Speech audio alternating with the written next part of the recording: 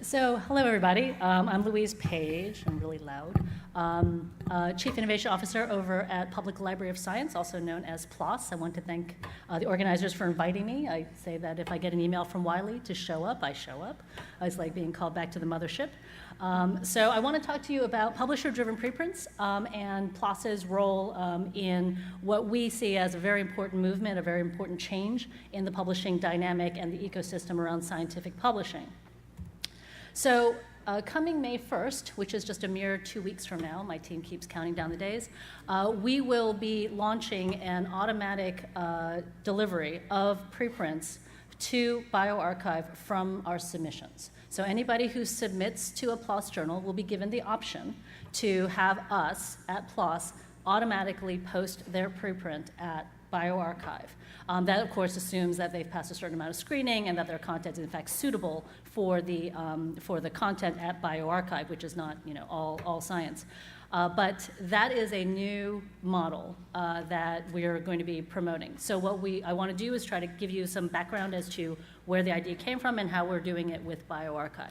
So this is a little similar to what Darla just showed you, but what I'm trying to demonstrate here is that with the exception of arXiv and of SSRN, which have been around for 25 plus years before all of us were online with journals, before much of the internet had really taken hold, a lot of the preprint servers that are out there, and as Darla was pointing out, and more will be popping up, they don't have a ton of papers on them. There isn't a lot of action. And all of these systems are largely author-driven. The author has to do something. They have to go here, they have to post their paper, and it's an extra bit of work. In the physical sciences with arXiv, that's an understood way of life. In the life sciences and some of these newer servers like ChemArchive, like Engineering Archive, it's still coming, it's still growing. So what is it that we as a publisher can do about this? Because 2% of the published biomedical content is posted as a preprint right now. That is very small. In the physical sciences, it's almost all of it goes online as a preprint before it goes onto publication. So PLOS looked at ourselves and said, what can we do? What can we as publishers do in order to change this? The reason we want to is that we see preprints as having a potentially very disruptive place in our ecosystem, because what they do is that they separate the practice of posting content and disseminating content with actually the act of assessing it. And so when you separate them, that's a very different model for how communication and how research is going to be released. It's going to be much faster, obviously. It's going to allow the possibility of credit. I'm doing this. This is the kind of work that I'm doing. It's part of your work product. And it could combat publication bias. And it changes that very core dynamic of assessment and reproducibility within our systems. So PLOS is a publisher that's only been around for about 17 years now. We have 7 journals, and we have a reasonable size footprint for our 7 journals, okay? And so the thing that's interesting about PLOS versus a lot of publishers who are in this room is that we do not have subscriptions. We do not have this relationship with institutions and buildings and subscriptions that allow us to have this footprint at the institutional level. We have editors, we have reviewers, we have 7,000 editors, we have 74,000 reviewers. We have published over 200,000 papers in our 17 years. And so that's our touchstone. That's our customer, are those constituents, are those researchers. So that's what we think about when we think about what are we changing next, what is it that we want to change within the ecosystem. So what we chose to do was add preprints to our publishing workflow. So we want to coexist, we always have coexisted with preprints, but we also want to add them as a means of trying to boost adoption. How can we drive preprints? How can we drive this movement a little faster so that 2% really starts to balloon? How can we attach the things that we as publishers do really well to a preprint ecosystem. And those are related to our content standards and to our technology standards that allow us to all interoperate, to allow for discovery, allow for that sort of shared layer that the researchers all interact with. So how can we channel all that experience and then also advocate for preprints, educate people on preprints, and about what this could mean for them and their careers. So PLOS has always had a very symbiotic relationship with preprints. We've always promoted them. We've never said that it would impact consideration in any of our journals. We've also gone so far as to have editors, specific editors, particularly with our genetics journal, who actually seek out preprints and then go and solicit to have those papers submitted to our journal. And so what that does is that it's reinforcing this marketplace where the author has power. The author, in an OA model, the author has the wallet, but now they also have power, they have choice. And that is really something that is new. And again, these are our constituents, these are the ones, these are our customers that we care so much about. So when we look at this image from Science Magazine that Jeremy Berg did about preprints in the life sciences, and again, we have to think of the life sciences quite differently than we would the physical sciences or the humanities or the social sciences. The drawing that he created here was of a parallel process where preprints coexist with journals and that it doesn't actually get in the way of journal decision or journal consideration. But there's a little arrow that's meant to appear here, but it's not. The way we're looking at it is that from that manuscript at the top, that it goes straight to the server. What happens when the publisher intersects themselves there? And we actually really start to affect a change. So we did this in part after doing quite a lot of surveys with our authors and our reviewers and our readers. And we've been doing this survey for several years now. And at the beginning, the numbers were encouraging.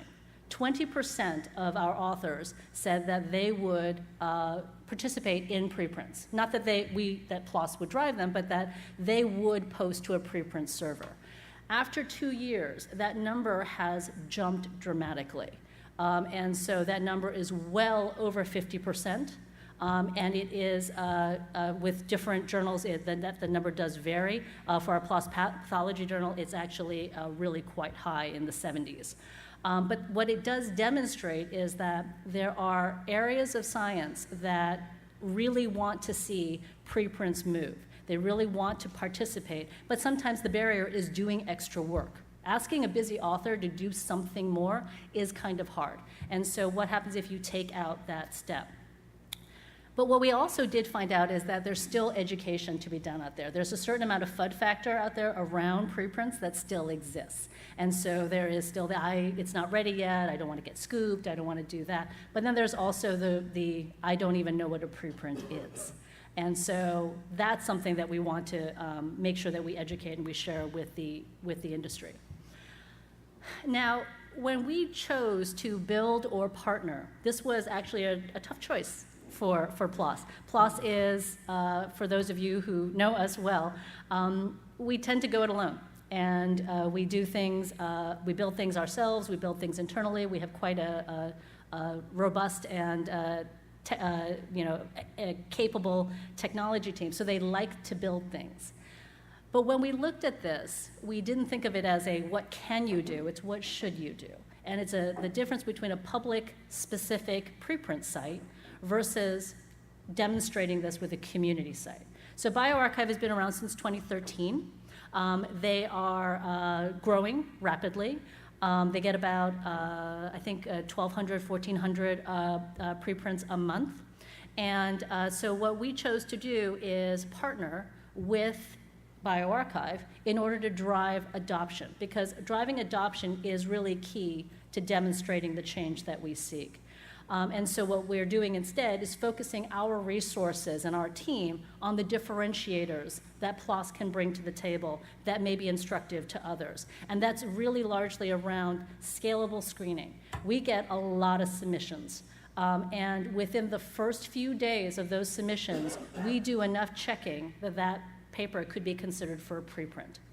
And so that's what we're harnessing across all of our journals. So PLOS One already practices this quite well. And so our other 6 journals who are more selective, those are the ones that are going to be adopting this same new workflow. So we're adapting our workflows internally in order to start turning this crank. And in looking at bioRxiv, we really were looking for someone who was aligned with us, that had a similar ethos, that they were looking to try to accomplish many of the same things. And that actually meant that when we looked at what our future goals are, what does this jumping off point called preprints really mean for us in the long term, we had a lot of overlap. There's a lot of joint roadmaps that we came up with.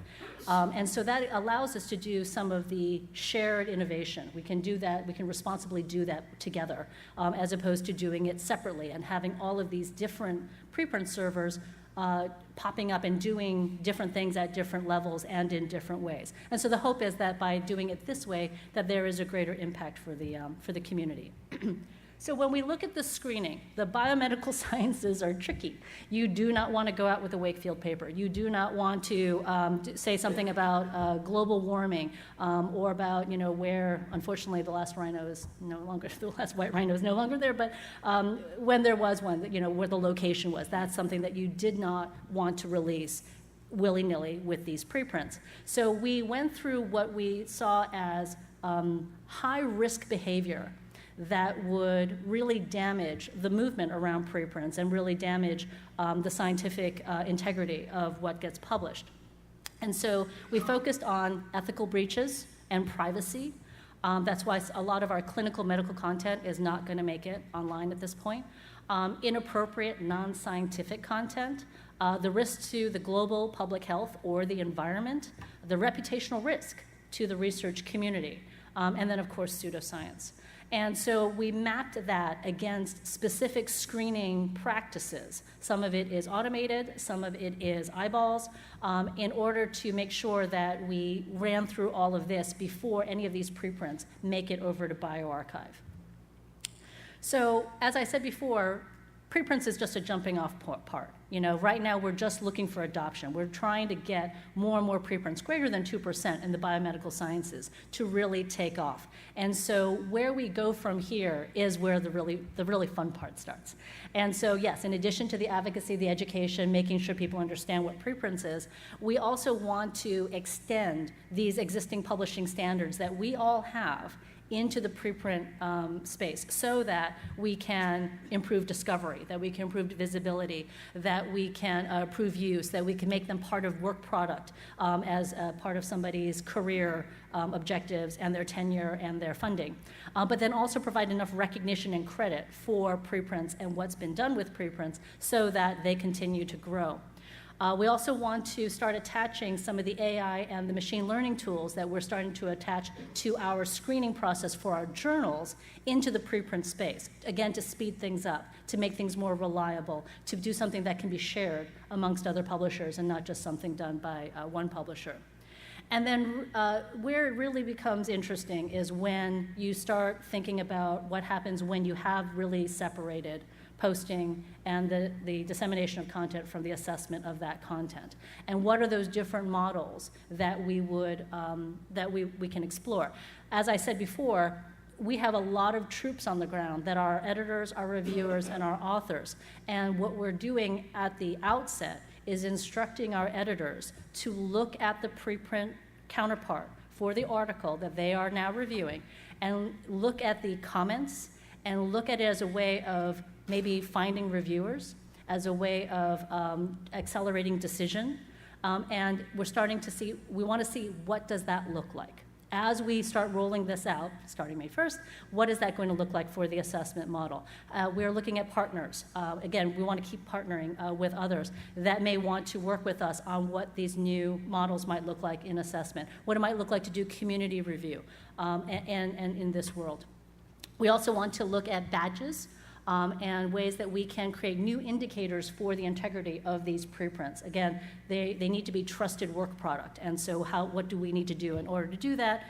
And then last but not least is exploring what the sustainability model is for preprints. As we all look at this, and everybody, we all hear this, they want it for free, they want to publish for free, they want to access it for free. And we're all in this room saying, well, it ain't free, because we all have big buildings of people that are doing a lot of work. And so what is that sustainability model for preprints? Doesn't exist right now, other than funding. And so we need to look at what those options might be. And as we become more transparent about what is that screening process, what is that posting process, what is that review process, and what is that integrity and career process for the end user, then we can start thinking about what is the actual cost of publishing. So that's it. Thank you.